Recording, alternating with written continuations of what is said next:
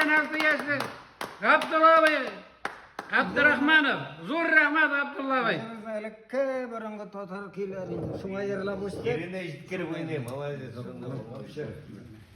Bik matur burak buldu rahmat zor Bunda idi. oynaganın көрініп тұра. Abdullah Bey oynadın rahmat zor matur kiler. Mana biz tradisiya işlerge oyladık bitinde. Şuşu bilganını mana şuşu nege yazıp koyalı kıyın bolsa da çıkıp.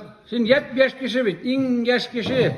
Anın ismi var dedi. Liga gitmeyin. Yar, Varışın var mı sana? var, rüşküle var.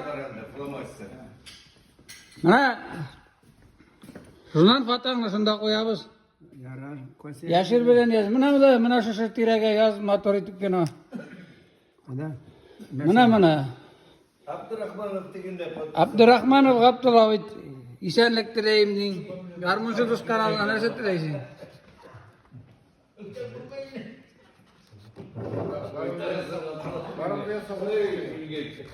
Abdullah. Burla oğlu diysen de bula.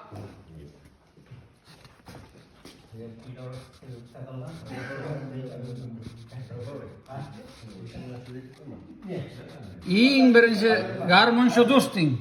Birinci din de garmuşu dostin. Birinci.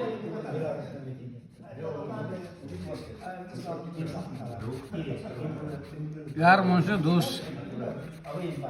Rahmat diyen. Rahmat. Ay, o mana, o.